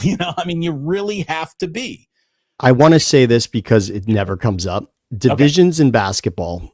Nobody. I mean, if I quizzed you and me on this right now, we wouldn't know. They're all named after airlines. I think it was like there's a Southwest and a Northwest, and who gives a shit, right? The divisions in basketball mean nothing. But right, I'm in JetBlue. Exactly. But remember that the Warriors are in the same division as the Lakers, and I want you to go and read your children the history of what the Warriors have been, because there's essentially Rick Barry, and then there's 30 years of irrelevance. Yeah. And then there's what happened here. Right. It's a picture from Philadelphia. Actually, it was from Hershey, Pennsylvania, where Wilt says, I scored 100. Yes. It's Rick Barry's granny free throws. It's 30 seconds of Run TMC, which was a better nickname than it was producing actual postseason results. Then there's We Believe, right? Then there's We Believe for a second. We Believe. That was fun because you never been to the mountaintop, so just getting to base camp was an awful lot of fun. And then you had what Steve Kerr rightfully said, this isn't the real NBA. Like, that's how good we are. That's how good. We have Kevin Durant now. This isn't the real NBA. We are living in fantasy land. He's like, I'm not this good of a coach. This is not supposed to happen. This cannot be duplicated. Other teams are going to want to try to copy what we just did. They won't be able to. This is extraordinary. Enjoy it while it lasts, because it ain't going to last forever. And Steve Kerr was right about that. And go ahead and follow Kevin Durant's next two moves to find that out, because the Nets didn't just get Kevin Durant, right? The Nets surrounded him with what should have been a dynasty of their own and never made it to an NBA Finals. Never made it to a Western Conference or an Eastern Conference final, even because of the toe that he stepped on the line against the Bucks. So that was as close as they got. And we're talking about Harden and Kyrie and Durant and Ben Simmons for whatever was Ben Simmons back then. So it doesn't happen. You can't just put the players together. There's a little more to it. And the history, it's not like, look, it's not that the Warriors just won 4 championships. Think about the record-setting performances. The Warriors went 5 to win a championship in one of those. They set the record for regular season wins, surpassing the Bulls. This is so they've got the two greatest shooters in the history of the game This is so unprecedented. And again, I like to remind people, and this was all under the booze of Monte Ellis not being brought back. Okay. So I'm sorry. This is so impressive. Damon is back. This is such an impressive run. I want people to remember that, to understand it, and to appreciate it, to recognize that it may not ever happen again. We may not get another one, Damon, right? This is likely not going to be another championship run, but it is always a possibility. I also want to say two things. Number one, if Julius Randle is just eliminating your season, something has gone terribly wrong. I mean, I got no Julius Randle jokes, dude. He balled. He straight up bullied Draymond all over the court. By the way, I had to go to my laptop cam. Look at that's adorable. Well, okay? You still look beautiful. Up my nose now. True. But I'm like, I feel like Radnich. Don't shoot me up. Shoot me down. Yeah, shoot me down. Shoot me down. That's when you shoot me up. You want that angle. But again, what Julius Randle did, I texted you one thing during the game last night, which was nice defense. I mean, that was just there were just moments where Julius Randle looked like he was on the court with nobody else, and I just didn't understand that. It just from this team, because you would have thought that would have been right. Once Curry's out, Kerr is saying, "All right, we can. The one thing we can do, we can't shoot anymore the way we could, but we can stop this team defensively. We have been able to do this. We can do it again, and they simply could not. Wow, did Minnesota have an answer?" Did you see that 1-3 that Randall uncorked from like 6 feet behind the line? And then they even cut to Steph Curry, and Steph was like giving the same, I can't believe he made it head shake that Curry himself has fostered numerous times, of course. Yeah. So I was just stunned by that. And so my 2 points are this: Julius Randle, wow, but it also says, okay, this defensively just could not happen. And number two, I'm deferring to you on this. I will always have a special Jimmy Butler and what could have been in Philadelphia. So I always love to say what he did with Miami proved that if he had stayed, instead of that team committing to Tobias Harris, if that had been Jimmy Butler instead, I feel like the Sixers could have certainly done more than get out of the second round. Okay. So I have a special place in my heart for Jimmy, and the 2 runs with Miami were spectacular. Where do you stand right now? Jimmy Butler was handed the I am the best player on this team option. And can we we clearly can say it didn't happen. There's never been a point in time when Jimmy's the best player on your team, you won it all. So but it's not going to happen now at his age. And look, he did get hurt. He absolutely had that, gluteal injury that I think prevented him from being who he is. It's not going to get any better at his age. And look, with Giannis out there, I'm trying to cobble a package together to get Giannis, and Jimmy's a part of that. It's Jimmy, Kuminga, Pajemski, and as many first-round picks as you fucking want. I mean, that never matters. That's what I would do. Here's the thing. Unless you're going to have the balls to trade Steph, you need to have the balls to mortgage every ounce of your future in the name of pursuing the 5th title that without the extreme measure ain't going to happen anyways. No, he needs the help, and the Jimmy help was there. I mean, look, this team was significantly better after that trade. Jimmy Butler and the Warriors could have, like you said, we're talking about a team that's not in the Western Conference Finals, but damn near there. If you plug Steph, you have to say there's at least 2 other wins in this series with Steph. You can say that because the game you got, it was a game 4. Jimmy's best game was, I think, game 4, right? If Steph's there, that game's a win, no matter what. No matter what you want to tell me, that was a win. There was still a path to winning this series without Steph. So you got to say that with him, there was a path to that. And it's just, it is devastating in some ways to see that you're 1-0. You're 1-0 in this series, and Steph's injured, and you're still feeling like, oh, well, maybe he'll just miss a couple of games. Okay, he's going to miss 3, but we'll be okay. And then we don't see him again, and it ends. God, that sucked. It was rough. It was really rough. And look, there were a lot of guys in that game last night who played their final game in a Warriors uniform, and they don't even know it yet. But it's time for Gary Payton II to go. Moses Moody, I'm sorry. You played yourself out of the franchise. Kevon Looney, thanks for the memories. You're part of the statue, but it's gone. Guy Santos, sorry. Great story. Need to do better. Pat Spencer, get the fuck out of here. You're a G leaguer at best. Go back to lacrosse. Good luck with it. I mean, it's time for the Warriors to have more NBA players on their NBA team. It's just that simple. By the way, Iceman 0072 says, Late to the stream, but have you heard about the Raiders movie? Nick Cage as Madden and Christian Bale as Al Davis. I saw a picture. Photos outstanding. Hollywood makeup is incredible. It's incredible. When you told me that Nick Cage was going to play John Madden, I'm like, ugh. But then you see it, and you're like, oh my God, he can pull this off. And then, Bale, who can disappear into any character he plays. God, so good. Yeah, he looks an awful lot like Al Davis. We'll see what this movie actually does or looks like. It'll be interesting. By the way, speaking of Raiders, Derek Carr. How are you going to remember that career? Okay, real quick, I will remember it.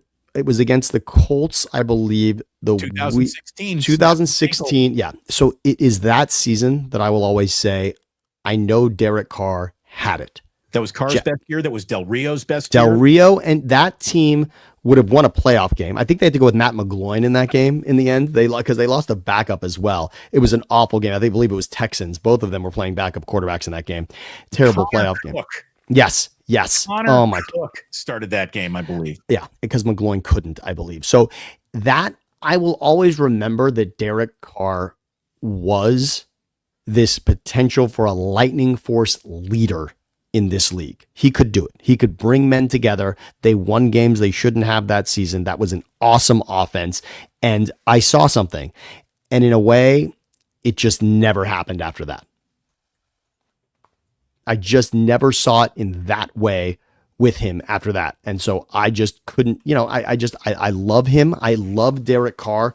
I think he is he's the right kind of leader for this league. Obviously what his brother came in for the Texans, and it was just, he was sacked too many times. And then everyone thought Derek was going to go through the same thing. And instead, and it's not, look, the Raiders, to get Derek Carr, they were a terrible franchise. They got him. I remember the first win they had in a terrible season, they actually beat the Chiefs. They were beating the Chiefs. It was that first Derek Carr win in this league, I believe, if I remember correctly. I thought Derek Carr could do it. And when the Saints started 2-0 last season, I thought, wow, here's that chance again. Maybe he is surrounded by the right coaching staff. Kamara is going to have this kind of season. You've got Olave there. Maybe there's enough. And of course, we saw in the end, through the grind of an NFL season, it wasn't to the point where he's now retired. I was stunned to see the retirement. I thought the shoulder injury was being over-reported to sort of save him so that he could come in and they could really feel excited about him being the starter. I thought Bobby Boucher showed up at halftime and the Bulldog. It's still possible, right?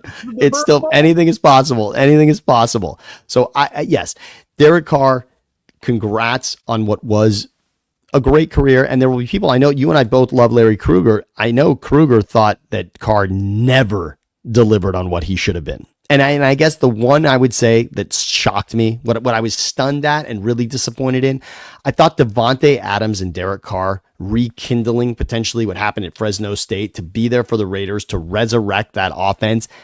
The fact that fell off a cliff, I never understood that. Yeah. What happened there? How is that not more magical? I never understood that. By the way, I had Leslie says, I believe it was Damon who said Derek was crying on the turf. The time when he got caught crying on the turf, is not when he broke his ankle. Okay. Yeah. There's two different videos there. There was two different Good moments clarification. in his career. Yes, broken ankles suck. I just rolled my ankle the other day and I'm gimping around my entire house here. There you go, Sammy. I want to just let everyone know that it's always a pleasure to do this with you. So and beautiful. There's one last thing for us to do before we go, and that is to learn a little about our history. And David, after you go through this, save 90 seconds for us to just say something about Pete Rose, because it's got a Barry Bonds connection to it. No. Let's do that first. Okay. Let's do that first, because we end with history. By the way, I just want to say, for the record, I predicted this Pete Rose thing more accurately than anybody on the planet. What I said should happen, I think is about to happen, unless the writers are like, nah, you know what? Fuck it. We're not letting him in still. And I'm going to tell you, the Veterans Committee, the older guys, are crustier than anybody. So he might still not get in. Pete Rose, I believe, deserved to serve his lifetime ban. And now that his lifetime is over, I wouldn't have a problem with him being reinstated. He did not deserve the Hall of Fame speech, the Hall of Fame bow, the windfall, the attention that came with it, because this guy lied to everyone staring in their eye for over 2 decades. He tried to besmirch the work of people who did the work, saying that they're the ones against me. No, what happened was you got caught red-handed, and then you lied about it for the better part of 20 years. And right when you were wiped off the page due to we are now more obsessed with steroid scandals and old men don't play like they used to and no one gives a shit anymore, he's like, I'm going to write a book where I admit to it and charge you $19.99 to hear my confession. You fucking douchebag. You don't deserve another minute in the spotlight. But your career as a player does deserve to be in the Hall of Fame. Yeah, he was caught Reds-handed. I just wanted to get that part of the post. But yes, okay. Pete Rose, you said it, deserves it based on what he did on the field. Yes. I'm going to steal. My cousin Jack has a theory on this, and it's akin to college football, and I know you'll appreciate this. College football, when the BCS was choosing 2 teams to go into the national championship, was in the conversation every week for the outrage behind it, right? Mm-hmm. Pete Rose, if he is elected eventually into the Hall of Fame, the conversation is done with him, and he drops into the spotlight. He was almost a standalone, recurring conversation, debate, constantly on our minds.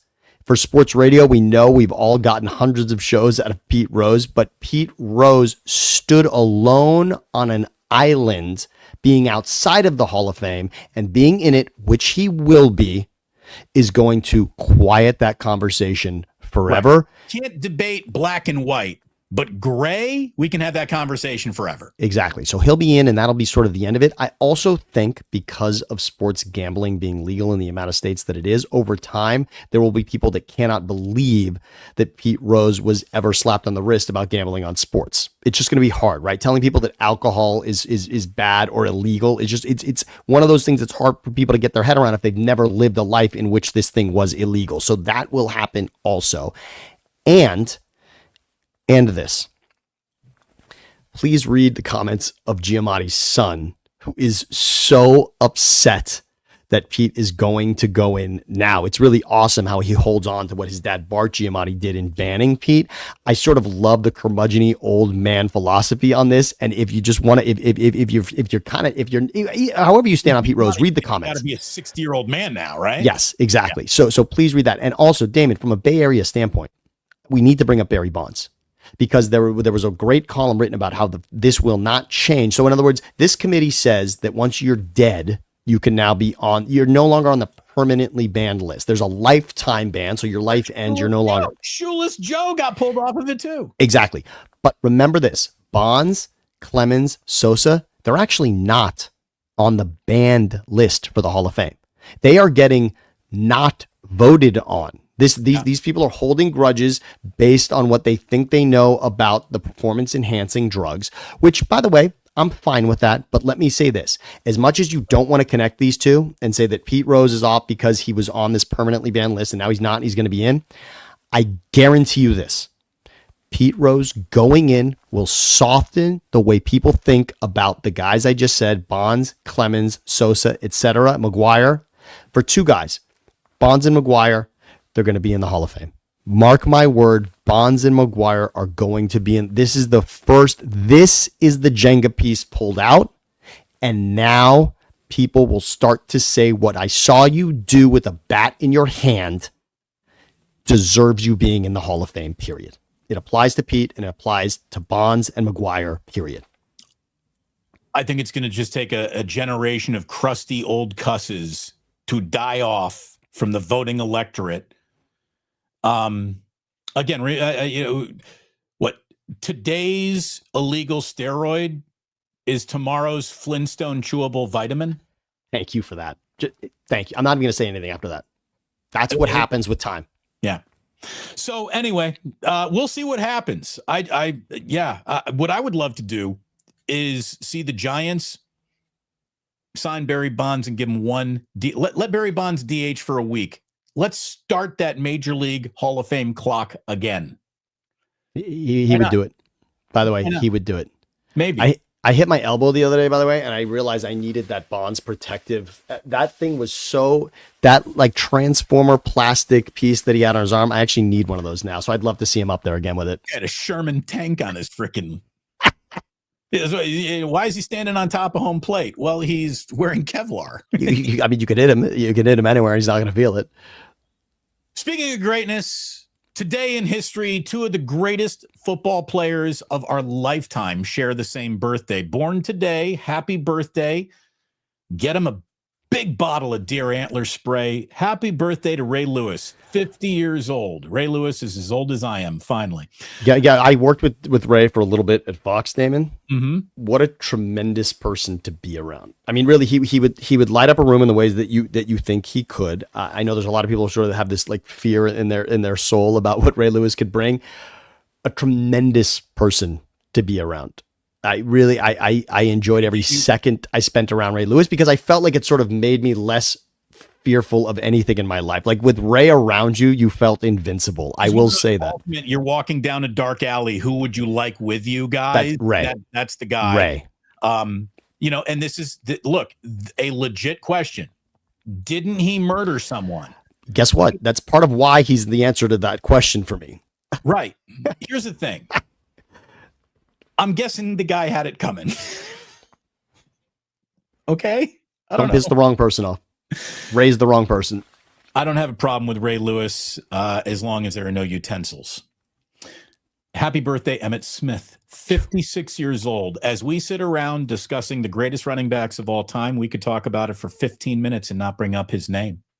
We wouldn't. And by the way, his name. And he's the all-time leading rusher.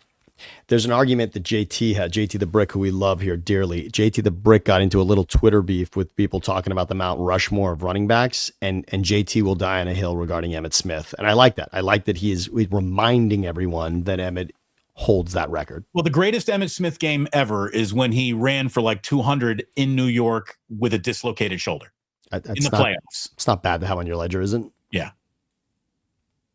Dude, Emmitt Smith was badass. Oh, I would also say that had Barry Sanders had that offensive line, he would have run for 1 billion yards. Without question. And life is all about timing. And, I mean, how many quarterbacks that we say if they got drafted by other organizations they would no longer be considered draft busts, period. Right. Today in 1800, bad day for Philadelphia.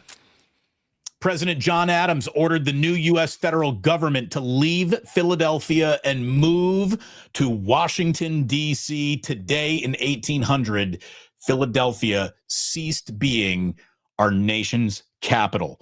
They're still angry about that in Philadelphia. Not enough is made of any time. By the way, so Bryce Harper would probably be the greatest linchpin from a sports standpoint of someone who, like sort of shared by both cities from a superstar status.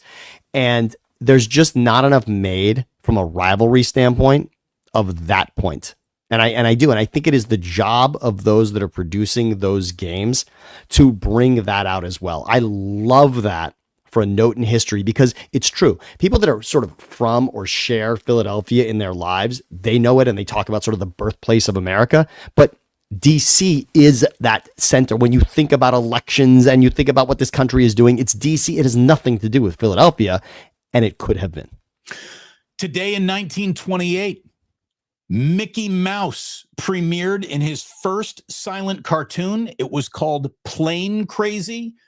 But just a few months later, they would release Steamboat Willie with sound. So this kind of became a forgotten event. But the very first Mickey Mouse cartoon ever, today, 1928, I got to ask you, Sam, is he old enough yet? Have you brought Levi to Disney?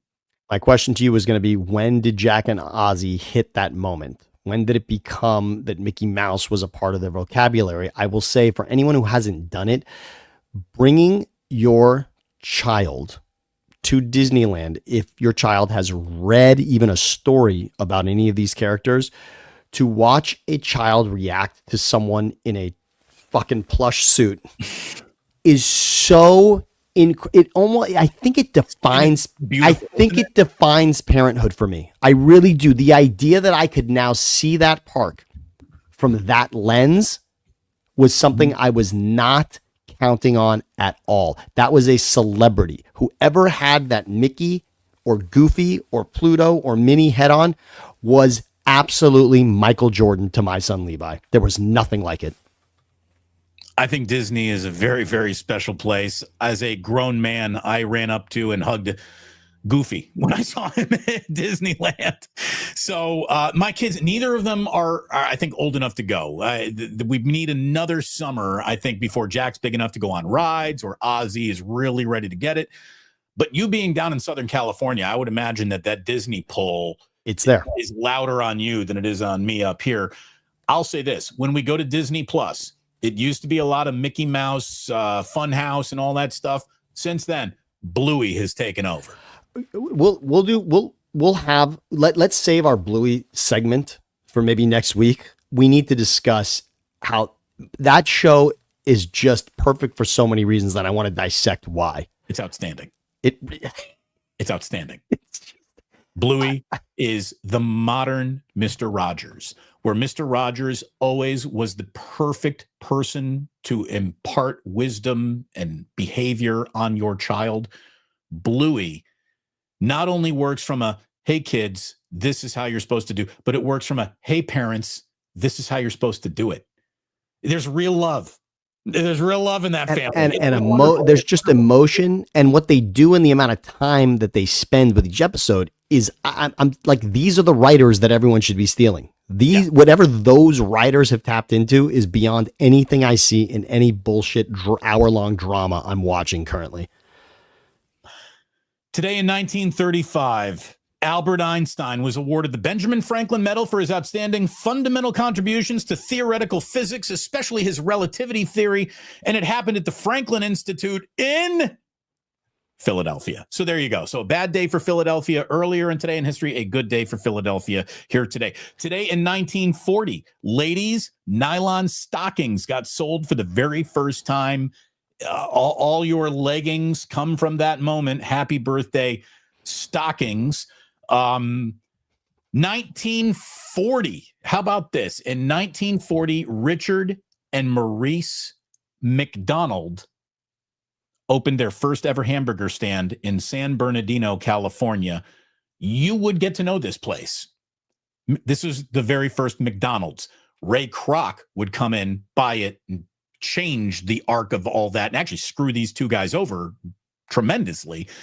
Could you imagine, by the way, a time in your life? Now, I don't know where you stand on McDonald's currently. I know that I don't eat it anymore. No fast food post-stroke for Damon. So by the way, so for me, with Levi, just not an option, right? Like we want to just set certain parameters. We're not going to, eventually he will have it and he'll be around friends and that will certainly go down. But imagine that at one point McDonald's had to be such a delicious hamburger that led to this. Like right now we consider the hamburger that is there, it's 10th on any list you have about hamburgers. But imagine that to become what it did, that hamburger at one time was so beyond delicious of anything else around it that it became what it is now today. The Founder is a movie starring Michael Keaton. And he's Ray Kroc. He's the guy who goes in.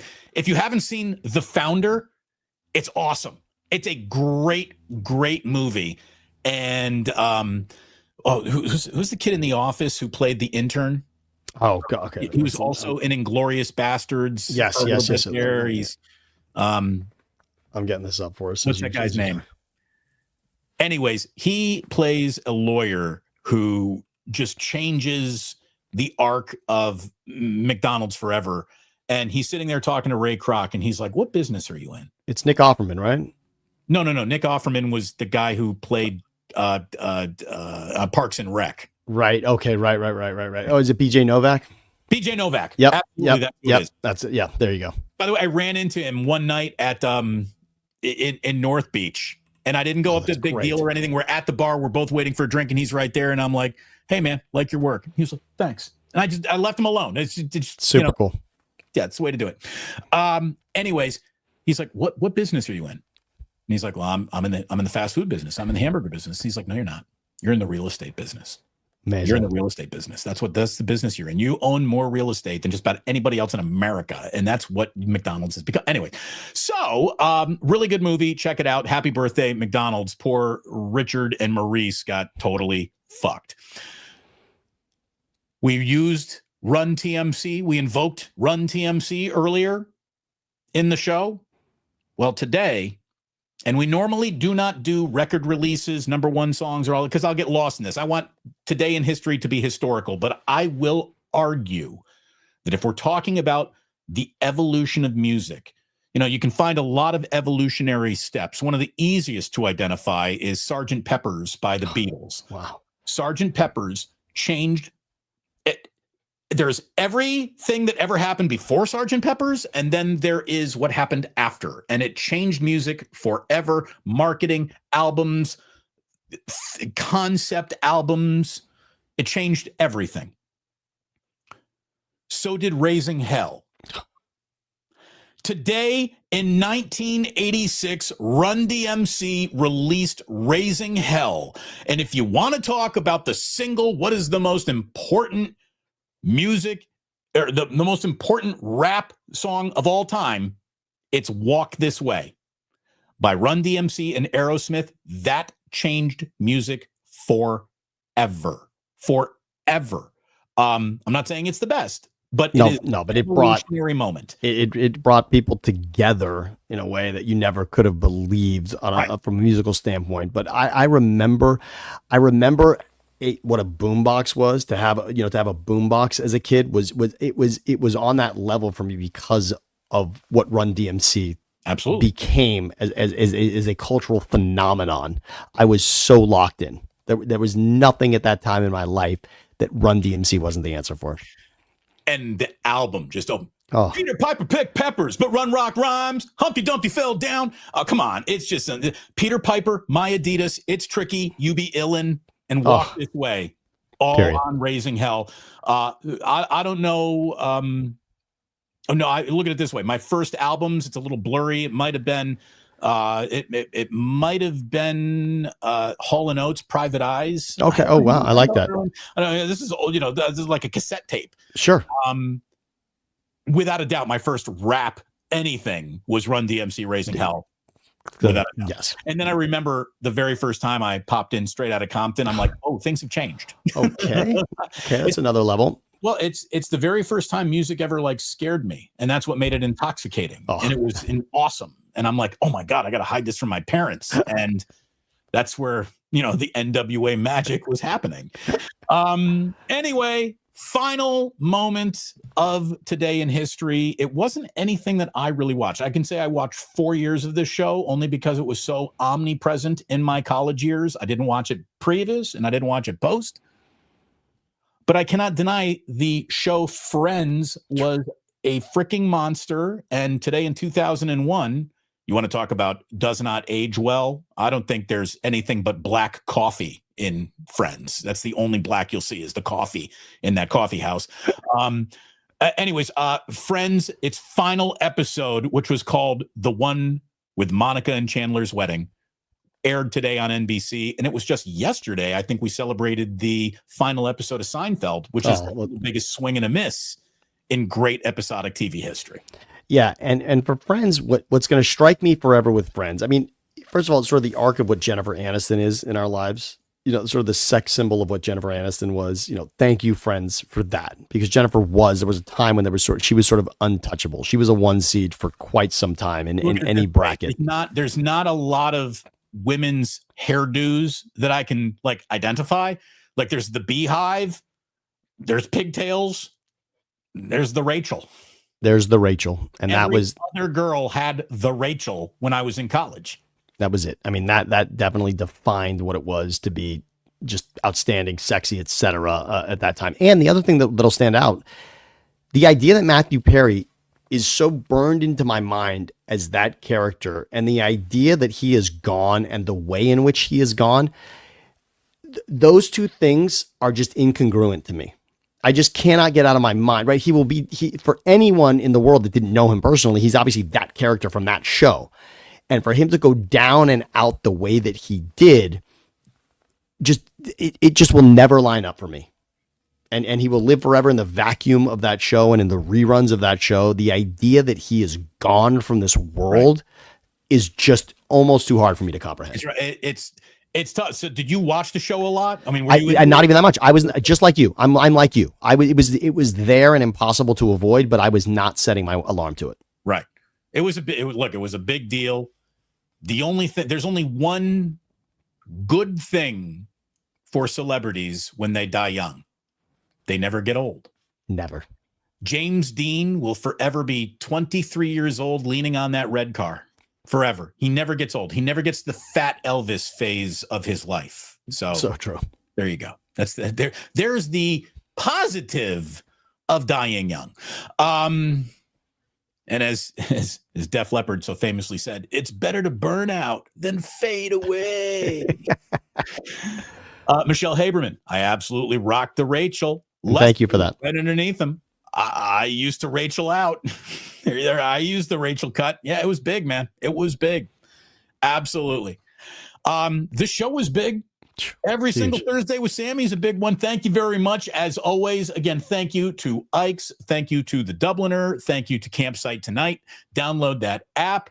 Drink at Dubliner West Portal. Eat at Ike's. State is Hamantasha. I don't care. You get a little plum, little apricot. What is it? With a little jelly in the middle? You can get a raspberry. You can get a chocolate once in a while, which is really outstanding as well. But those are so great. Thanks to Aunt Marlene and Statha's Kitchen for getting us those Statha's Hamantash. There you go. Thank you very much for watching. Like and subscribe. Make sure you do it on both channels, Thinking Out Loud with Andrew and Sam. And you know what? How about in the next Thursday or two, we get Siciliano to come along for the ride? We're going to do it. Yeah, he is. He is. I'm going to hit him up. That's going to happen for sure. Ask him about how many Shador Sanders jerseys he's already got. Let me tell you something that is great. I heard someone say last night, Shador week 1 starter. I think it was Maurice Jones-Drew on the NFL Network schedule release show, but wow. Look at it this way. Why'd you draft the guy in front of him? If that happens, that's fine. But then what are you going to do with the guy that you Dylan Gabriel? Yeah. Why? That was just... again, I know that some people want to be like, well, it's actually happened before, and to bad teams. It was the Redskins that did that, and they won nothing. So, okay, there you go. So look at it this way. Maybe Andrew's not going to want to come on with us, but I hope we'll be better with that. I will get my actual camera working before the show as well. And all I can say is thank you so much for watching. Please like and subscribe all the way around. And remember, as always, that sports don't build character, they reveal it. And like that, there goes.